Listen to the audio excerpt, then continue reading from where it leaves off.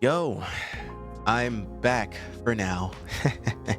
The milk run was a little shorter than I thought it'd be. About 5 years short. Anyways, so DLSS is a very cool piece of technology that has been implemented in a majority of the latest graphics cards that come out of NVIDIA. It is primarily their RTX line that gets this feature. Older cards don't really run it as well, and surprisingly, newer cards don't really either. There's a sweet spot with the number 4. Keep that in mind. There is a sweet spot with the number 4. And because DLSS 5 has been announced and showcased in some games along with some path tracing technology, which I'm glad is on the uprise because oh my god, path tracing looks good. I can't run it. It just looks good. I can actually, talk about this stuff and also kind of yap a little bit about AI, like upscaling machine learning and generative AI, because I've dabbled with that a little bit. And I think it's probably good to get my opinions out there and just, try to make a buck off of it. But yeah. What you're currently looking at on screen is Resident Evil Requiem. This is a screenshot from the beginning section, which has probably the most showcasing its graphical fidelity and techniques.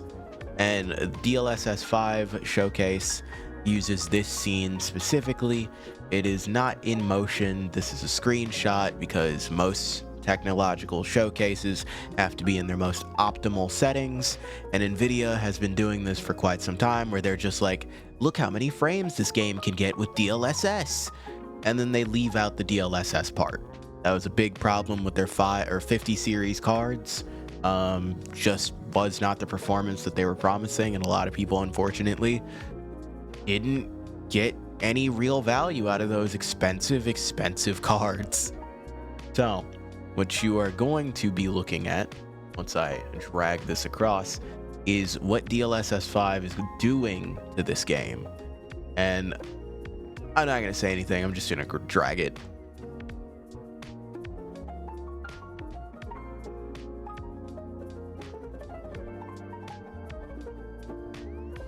So on first impressions, I would like to know, comment down below, what do you think this looks like? How does this look to you? Because I think it looks good in certain areas. It's doing exactly what they wanted it to do. They described DLSS 5 as the ChatGPT boom for like graphics cards and gaming. And realistically, because this is commentary, I'm not reporting news.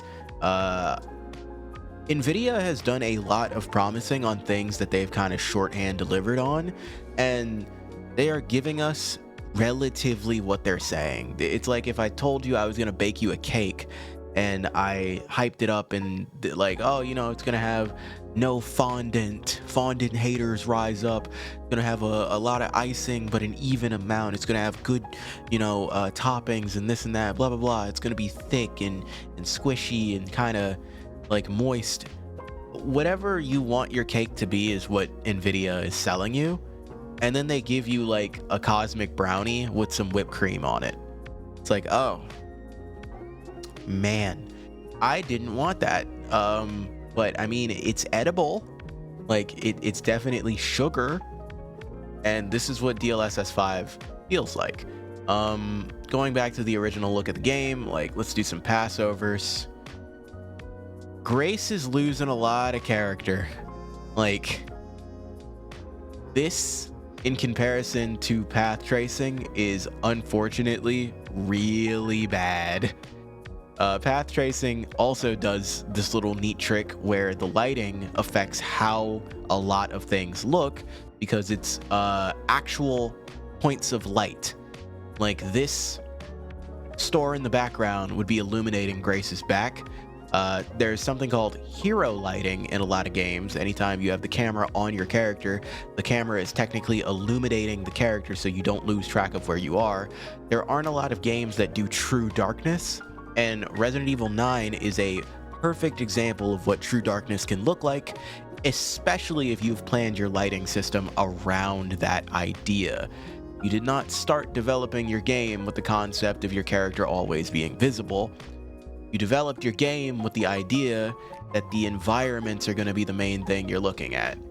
And something that I do not like about this change, I'm noticing a lot of things wrong with this. For one, Grace, as far as I can tell, is like naturally that hair color. I don't know why she has like dark roots.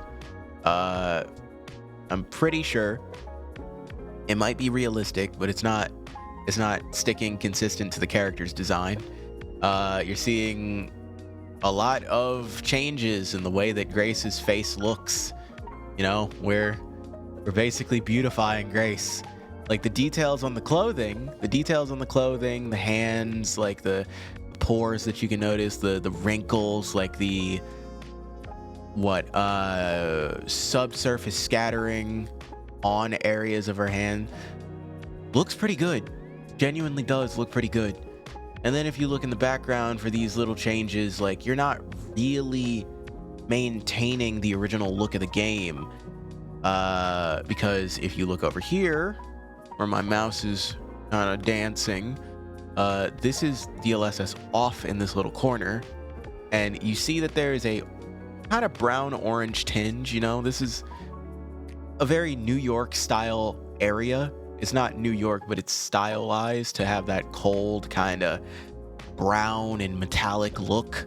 And then you just get rid of all of it, just gone. Like to the point where you're not even seeing like light casted onto this little area. It's just flat out fucking gone.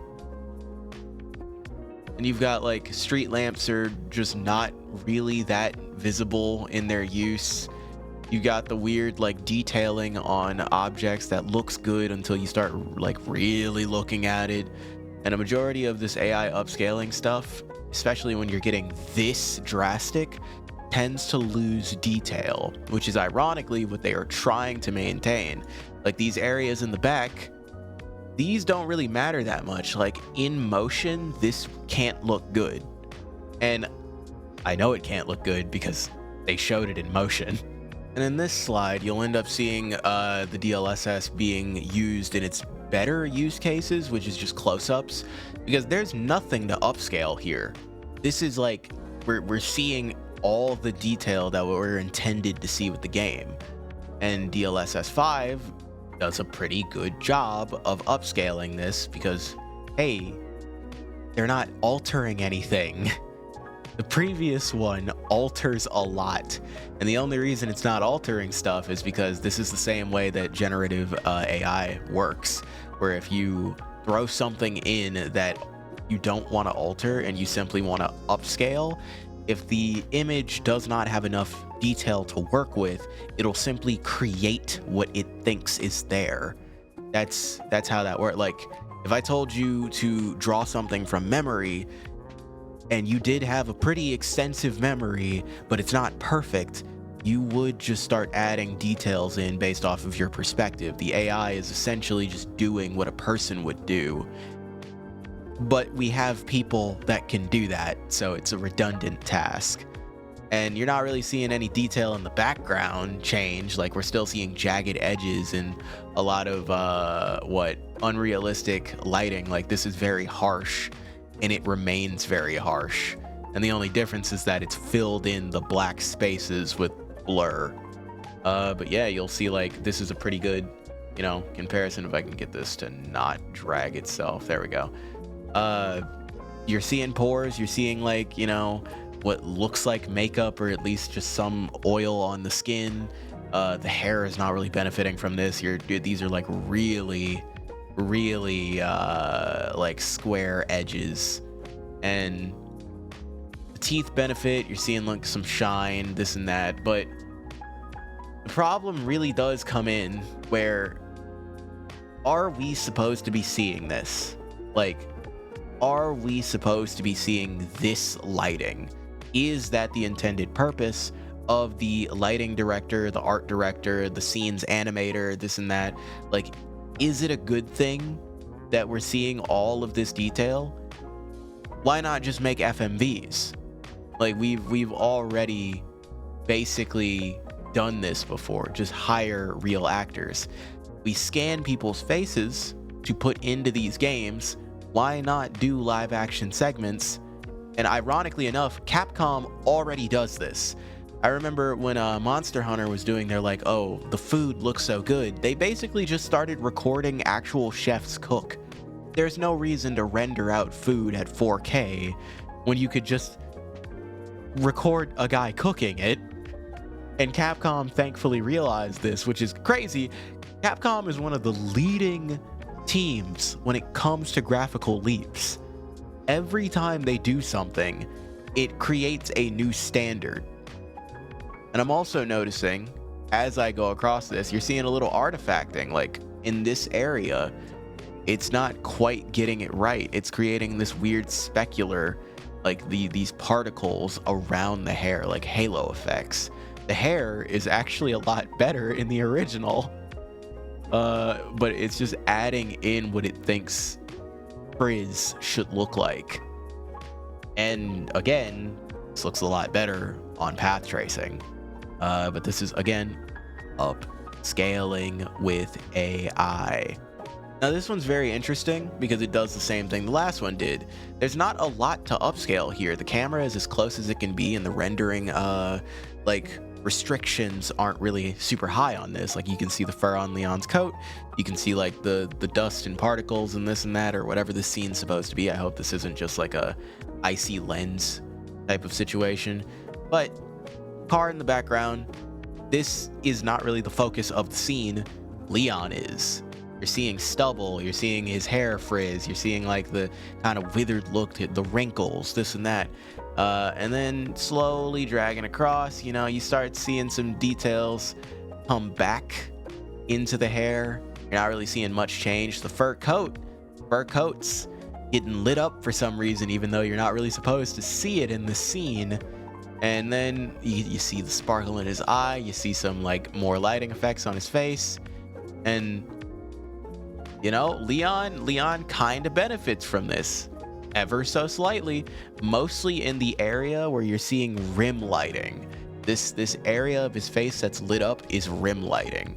There are a lot of parts of his face that honestly shouldn't have lighting, but the AI is doing the best it can to figure this out.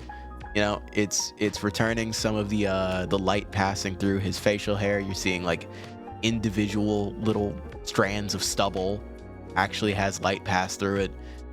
This is not terrible, but it's also, again, are we supposed to be seeing all this? Like the fur on the coat, it looks a lot better in this, but they could also just choose a different texture. Like, we're not seeing a video game's limitations, we're seeing artistic choices. The AI upscaling is doing whatever it can to make this look better when there's not much to improve. Like, oh yeah, this collar is like a little bit more rounded out, but I mean, I'm not looking at this. I'm only looking at this because of its comparisons. Like, the colors become a lot more washed out. It's not really fulfilling what I feel like the art director was achieving with this. And then we got the target demographic use cases, which is like, you know, ball and gun, sport game, shooter. This is the game formerly known as FIFA. And unfortunately, there was a point where games like this did look good. I think around the time that the PlayStation 5 and Xbox Series X and S were both officially announced, and the first games to hit those were their flagship games and then some sports titles. And you were seeing like new rendering techniques for hair, and that was really cool. Now we're kind of backsliding again, where we are trying to develop new technology when we have just recently perfected the technology that makes games look a lot like their CG trailers from a couple years ago. What we try to achieve, or at least what I think we try to achieve with gaming and graphical updates, is getting to where trailers look. You know? The old school Final Fantasy and Kingdom Hearts trailers used to look really good. Now the games just look like that. Like, Kingdom Hearts looks like its trailers from back then. Final Fantasy looks like its trailers from back then. That's the entire point. Now we're kind of just hitting this like era of like, oh, You know, look at that. That looks bad. Like, not only is the facial rig not built for this, I don't think this guy looks like this. And it looks way worse in motion. Like, yes, realistic lighting, aka it just looks blue. Like, it looks like cooler colors are being used. And the unfortunate part about all of this is that I'm an artist that understands color palettes and what looks good versus what looks realistic. And I'll tell you, using cooler tones and sharpening and like boosting contrast doesn't really help with certain art styles. Now we're going to get into objectively the worst use cases for this technology. This is Starfield. This is like a screenshot from Starfield. Bethesda games don't really look that good. And the only way that you can make them look better, because they're just kind of made with a very archaic style of like modeling people. I mean, the best I can say about that without just like completely criticizing the game. This DLSS off, and of course, you know, we keep moving in, look at the details in the scene, you know, the bubble jacket before we even really look at the face. And then, you know, you start to see the same thing happening again. What they think photorealistic graphics are, which will not work for 90% of games. The only games that'll truly benefit from this are like sports games and Call of Duty and maybe Battlefield, which even in that case, I don't know if you want this filter all over your fucking Battlefield. But yeah, like you're seeing like, yeah, I mean, that's skin and those are strands of hair, and that's kind of realistic lighting, but it's primarily just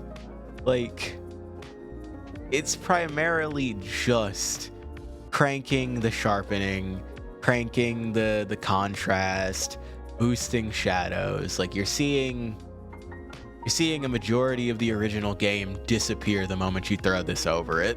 Another case, just this like wrinkles lighting. Like this is not, I'm seeing too much. Like old people don't look this cratered. I don't know how to describe this, but it's like every wrinkle is a lot deeper than it needs to be. There's not enough like actual attention to detail. Like the human eye does not perceive things this way.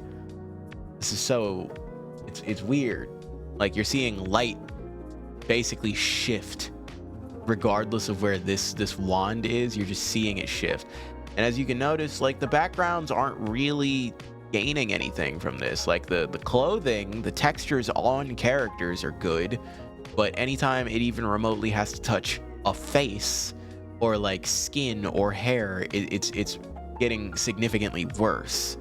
Like the silver, the way that the lighting is hitting the silver, what I presume is silver, the way the lighting is hitting the leather, like the areas where shadows should be are a little bit better on this. The texture on this scarf, the texture on the clothing. Like if the developers intend for these things to be highly detailed, it'll come out looking a lot better with DLSS 5. But just throwing DLSS 5 over everything, which I think is what a majority of developers are going to do, they're not going to plan around this, is not the way. Like this is making this look a lot worse. This is one of the examples that people saw that was kind of just like, man, like the background looks really good and the lighting for the background, like you're seeing this gets improved lighting without sacrificing the actual image in the background. Like this little shelf, and you're seeing the gold gets a little bit better, but as soon as I swipe over this man's face, he is going to be a different person. Like what are we doing here? This doesn't look good. There are a lot of really good looking video games, and this is kind of like Nintendo, hire this guy. This is basically Nintendo, hire this guy as a filter. It's just not like, Yeah, the clothing, again, like the clothing looks pretty good, but the moment that you have to resemble a human being, it's just like, it's falling apart. I don't think this looks good. And I think there was a long time ago where I was talking to somebody and I told them, I think people are going to have less trained eyes for AI the more that they see it, and the more integrated it becomes in day-to-day like use cases. You're not going to be able to tell, but this is that style of AI where you can tell, and the only people who can't have lost the ability to discern the uncanny valley. I think that's what's happening. I think a lot of people are losing the ability to feel and perceive the uncanny valley. And this final example of DLSS 5 is probably the best use case it could ever have. Inanimate objects and background detailing, the same way that the Resident Evil remaster / HD remake, original Resident Evil 1, not the 4 and 2 remakes, they upscaled and used realistic photos for everything in the backgrounds, and this is similar technology, or similar technique, I should say. Like, it boosts the contrast, it gives a lot of the metal this more like specular look, light bounces a little bit better off of the metal, like you're seeing shadows get deeper, and yeah, like if this could maintain the original color, that'd be great. A majority of what it thinks the color should be is cooler tones, despite a majority of this area just being red. Like, light doesn't really work like this, and video game lighting has to be specifically set up to work like this, but I do think that this is the best case use, and it doesn't look bad here. Like, it genuinely does not look bad here. I am not going to lie and say that this is just as bad as like what it looks like on people, and it's like, no, backgrounds and stuff could benefit from this technology, like, you know, reducing texture size and just upscaling textures instead of having the most like hard drive destroying texture files and uncompressed files and this and that. Like, gaming optimization is already suffering enough. The last thing we need is horribly unoptimized textures already being put through a AI upscaler just to be horribly unoptimized and kind of ugly too.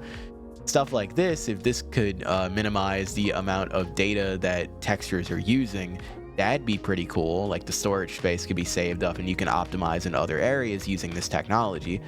But I don't know if they're gonna do that, so it's a very optimal look, which might not be realistic. Now, this is the video. When I say earlier that in motion it looks a little worse, this is what I mean. Like, freeze frame, all of the things I've already called out, you know, and then we got the motion. It's got this weird AI swaying to it. Like, I need to turn the playback speed down so you can see what I'm saying. This is, again, some people have lost the ability to perceive the uncanny valley, which is very dangerous. That is an evolutionary trait that helps us figure out whether or not something's off. Another example, Starfield example, but this time in motion. Like I said, the Starfield's not like, this has got a lot of archaic Bethesda-isms, so throwing DLSS 5 on it is not going to fix anything. It's just going to make it look weird. Like, I don't like that. Personally, there are gonna be people who like it, but I think in motion, this is the worst it looks. It's not fitting the way that video games are animated. And I think this is going to be hyper specific. And for a final little showcase of like the differences in graphical fidelity using Resident Evil 9, because that's the example that they use for NVIDIA, I pulled up this person's channel. You can check it out in the description below. But this is them showcasing the differences between ray tracing, which is already a fairly niche setting for video games, especially considering it's so like hardware intensive, and then path tracing, which is even more hardware intensive. This is truly just for people who have the systems to handle it, and with the uprise of AI and many other things, I don't think most people can afford it. Graphics card prices are shooting up, and all this technology is cool for the 5 people who can use it. So, it looks really good. This is with reflections off, and then we've got like ray tracing. The scene starts to look a little bit more realistic. You know, the puddle still doesn't have any actual like reflection in it, and then we gain path tracing, and then the puddle basically just blends in. This is like the 4K cyberpunk mods in a nutshell. Like, you can see the difference. Path tracing is borderline the final evolution as of right now. The amount of detail that is currently being shown through path tracing is insane.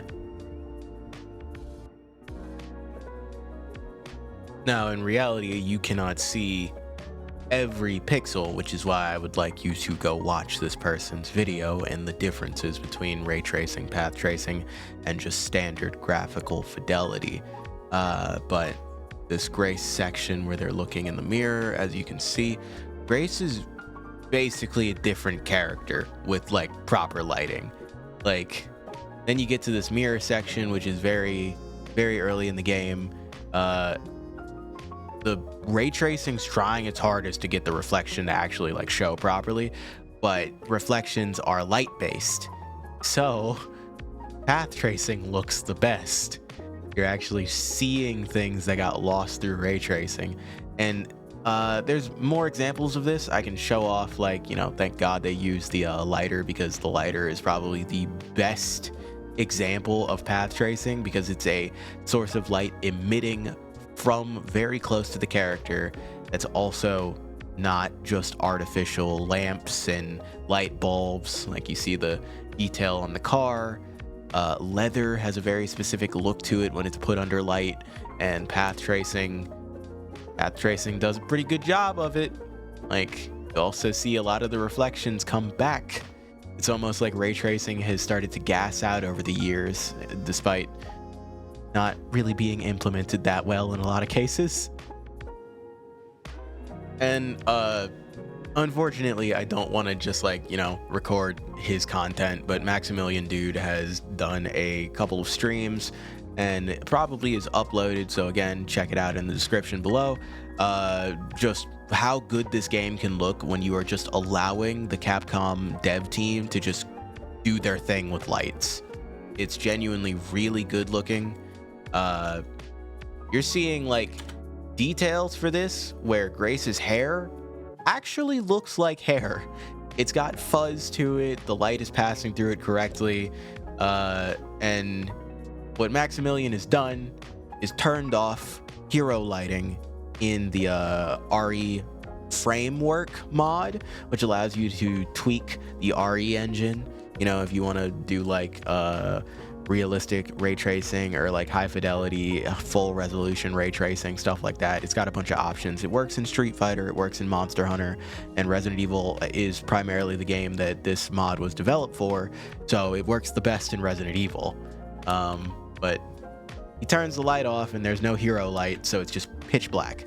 This hero light means that your character is lit no matter how dark the scene is.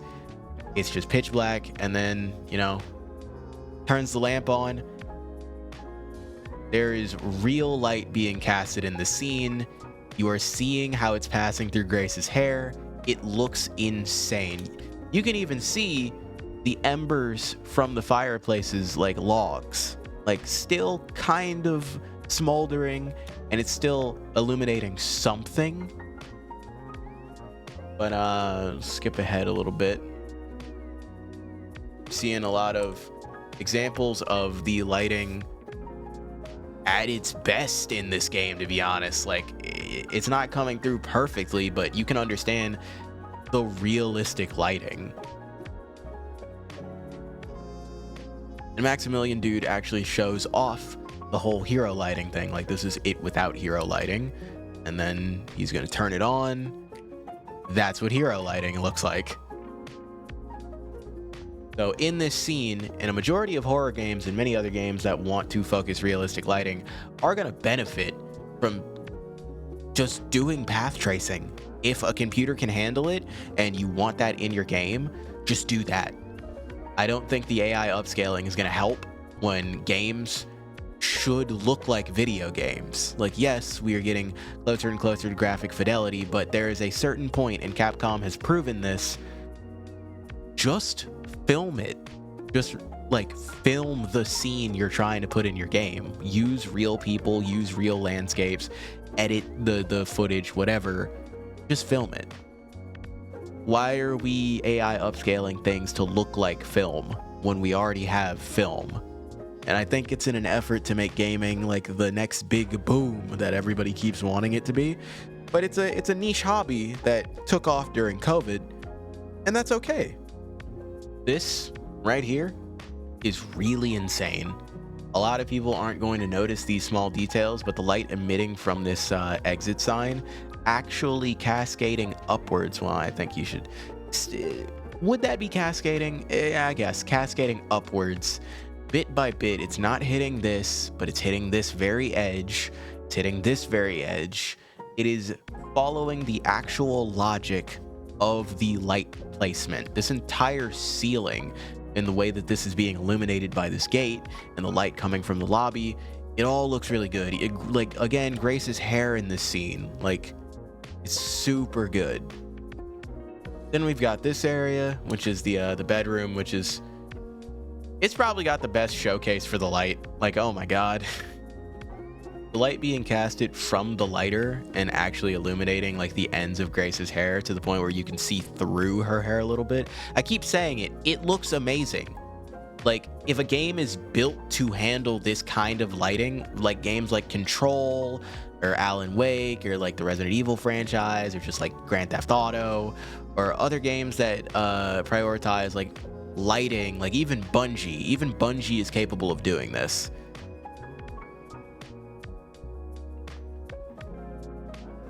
So yeah, I think that's about all the time I have to talk about this and yap, but as you can see, there are a lot of different ways to achieve that photorealistic look without sacrificing the art direction of the game or the intended look that the developers wanted. I think NVIDIA is going down a very unfortunately lucrative but dark path where they are just catering towards people who don't have, like, their eyes have evolved in a different way. I don't look at AI and think that this is like, oh yeah, dude, more realistic is better. I think realistic in areas of a game is better. Like, realistic lighting in a stylized game is pretty cool. Like games like Octopath Traveler or just cell shaded games that have like good lighting systems. Like, we're getting gimmicks and tricks that make games look really nice. And then another thing that people have to remember is that if developers do not, again, set up their games to function with this style of lighting or set pieces or whatever they want to do, it's going to look bad no matter what. You can't throw path tracing over Mind's Eye or like DLSS 5 over Mind's Eye and expect the experience to be better. You can't throw it over a game like Ghost of Tsushima, where that is a very specific looking game.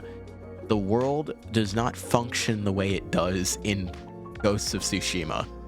It just doesn't. Ghost of Tsushima is supposed to be this vibrant looking game that has this stylized like color grading and, like, you know, just doesn't work. So yeah, that's all the time I got. AI is cool in certain cases, but in a majority of its use cases, especially with the way that billion-dollar companies are treating it, it's pretty bad. Pretty bad. I would like it if AI just did my busy work and didn't steal jobs and didn't make my video games look like slop and also make my graphics cards exorbitant prices that nobody can afford except for a guy who just plans on crypto mining on it anyway. So yeah, that's all I got. Remember to stay cool. Later.